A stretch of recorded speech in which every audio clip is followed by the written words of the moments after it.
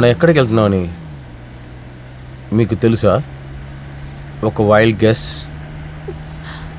ఒకసారి మేము మా పాపని చూడొచ్చా? దాంతో మేము మాట్లాడాలి. ఒకసారైనా పాప గొంతు వినాలి.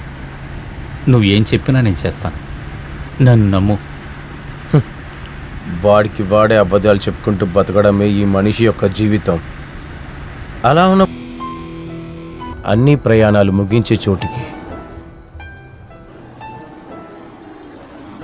నువ్వు ఇక్కడే ఉండు పార్వతి. రవి, నువ్వు దిగు.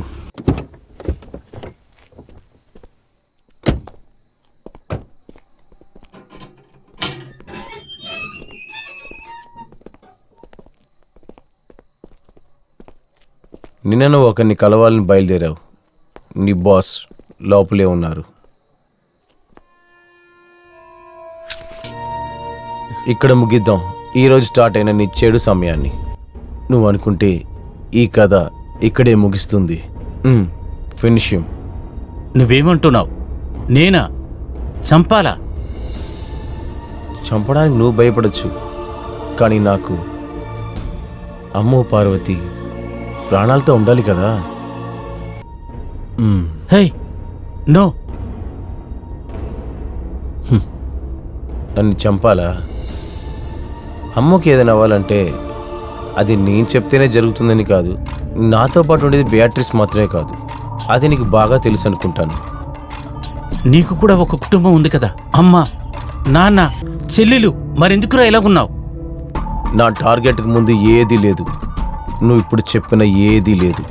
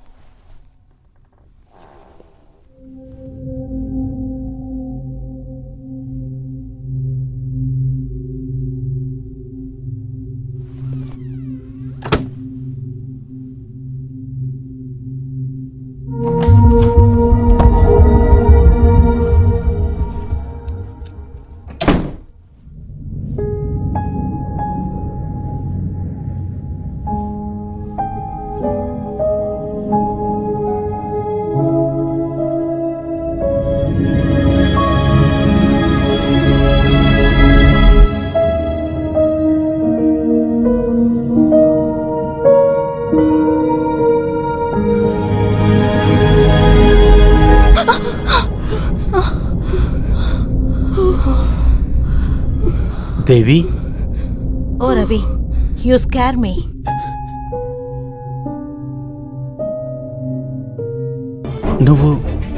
నువ్వెలాగ ఇక్కడ? ఓహో, అలాగా. ఇది నా ఇల్లు. ఆ విషయం నేను అడగాలి. మీరెలా ఈ ఇల్లు కనిపెట్టారు?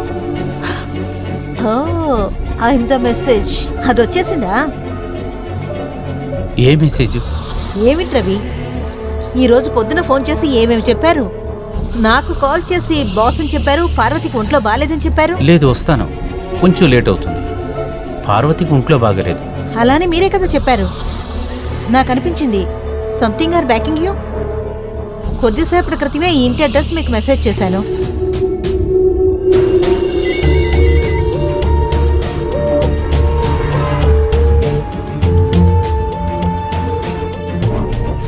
ఆ తర్వాత నేను ఎన్నిసార్లు కాల్ చేశాను, నో రెస్పాన్స్. నా చేతిలో ఫోన్ లేదు. ఈరోజు మీరు రారేమో అనుకున్నాను. తర్వాత పార్వతికి ఇచ్చినట్టుగా నాకు సర్ప్రైజ్ ఉందా? అదేగా ప్లాన్. ఏమిటి ఇంత నర్వస్గా ఉన్నారు? ఇది నా ఇల్లు అయినందువల్ల అందరికీ భయపడుతూ ఎన్ని రోజులు మనం లిఫ్ట్లో దాక్కొని ఆఫీస్ రెస్ట్ రూమ్లో ఏమిటేమిటో చేశాం. ఈరోజు ఇల్లు మనకి మాత్రమే. ఇలాంటి రోజు కోసమే కదా పార్వతి దగ్గర లేనిపోని అబద్ధాలు చెప్పారు. నాకు మన వద్దు. వాట్? నాకు తెలుసు మీరెందుకు మూడౌట్ అవుతున్నారో.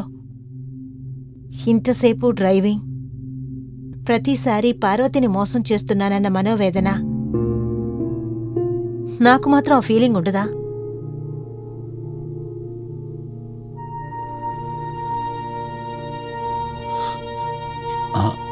దేవి,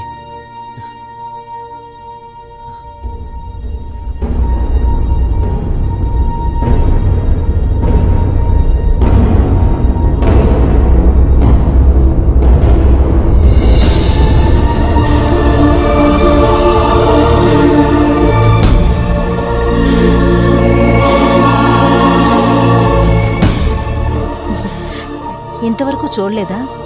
నా పేరు వెనుక ఉన్న సర్నేమ్ నా భర్త వెంకటేష్ది.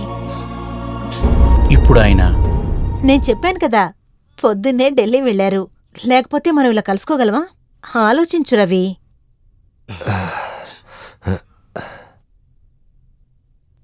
మన గురించి మీ భర్తకి తెలిస్తే? ఎందుకలా అడుగుతున్నారు? దాని గురించి నేను ఆలోచించలేకపోతున్నాను. నా హబ్బీ చాలా బాధపడతారు. ఇప్పుడెందుకు దాని గురించి మాట్లాడుతున్నారు? ఆయనకి అంతా తెలుసు. వాట్?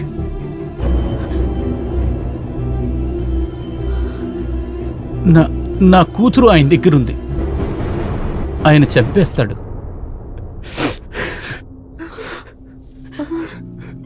No.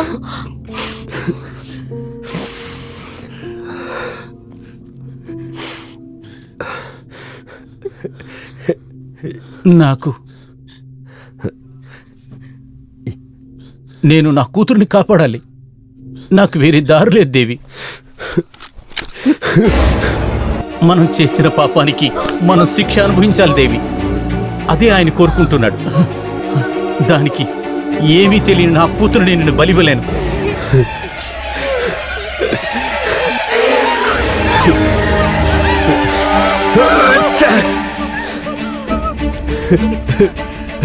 నీకు వేరే దారి లేదు రవి.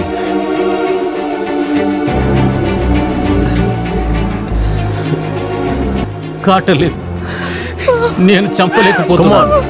Do it. నేను ఎలా కాల్చగలను? కానీ నేను చేయగలను. ఒక సావు ఖచ్చితంగా ఉంటుంది. అమాయకురాలైన 6 ఏళ్ల పిల్ల చావడం కంటే తిను చావడం ఎంతో మేలు.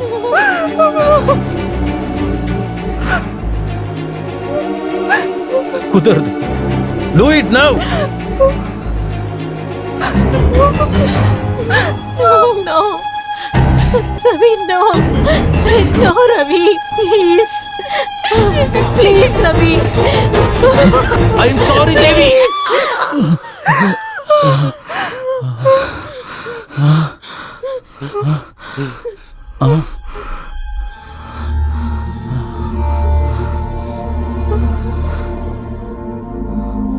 చూసావా వీడు ఎంత ఇష్టపడుతున్నాడు? చూసావా నిన్ను?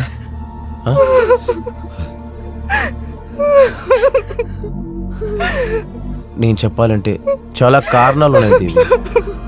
డైలీ లేటుగా వచ్చే నీ మొగుడు చేతికి అందే దూరంలోనూ కూడా ఆ రాత్రి నేను చాలా ఎదురు చూస్తాను. నా పని, ల్యాక్ ఆఫ్ కేర్, ఇలా చాలా రీజన్స్. సాధారణంగా జరిగే అరేంజ్ మ్యారేజ్ ఏ అమ్మాయి అయినా ఎన్నో న్యాయాలు మాట్లాడచ్చు. నిజమే, చాలా సమయాల్లో ఆఫీస్లో ఒకటిగానే ఉంటారు, మనసిప్పి మాట్లాడతారు. అక్కడ జరిగే సమస్యలన్నిటికీ నిన్ను కాపాడుకుంటూ జాగ్రత్తగా తీసుకెళ్లే ఒక స్నేహితుడు. ఇప్పుడు మనసులోంచి వచ్చే ప్రేమ, అదంతా నాకు అర్థమవుతుంది. కానీ ఇది ప్రేమ కాదే. ఆ గన్ను ట్రిగర్ నువ్వు నొక్కవని నేను చాలా ఆశపడ్డాను, కానీ నువ్వు దాన్ని నొక్కేశావు. దీనికి పేరు ప్రేమారా? ఒళ్ళు రాసుకుంటుంటే వచ్చే వేడే కదరా నీకు కావాల్సింది. ఆ వేసే దగ్గర నువ్వు రేటు మాట్లాడేటప్పుడు తినే ఆలోచనలో ఉండింది.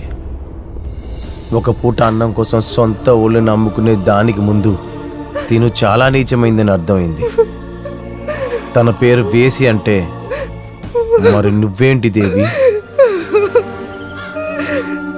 ఆ ఒంటికి రేట్ మాట్లాడిన నీకు ఆ హోటల్ రూమ్లో నీ ముందు నీ పెళ్ళాన్ని ఒంటి మీద చేసినప్పుడు నీ మొహం ఎలా మారింది కదా, ఆ నొప్పి నీకు గుర్తుందా?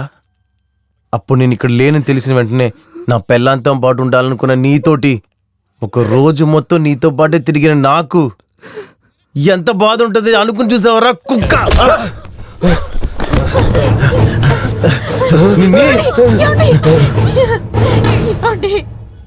Please please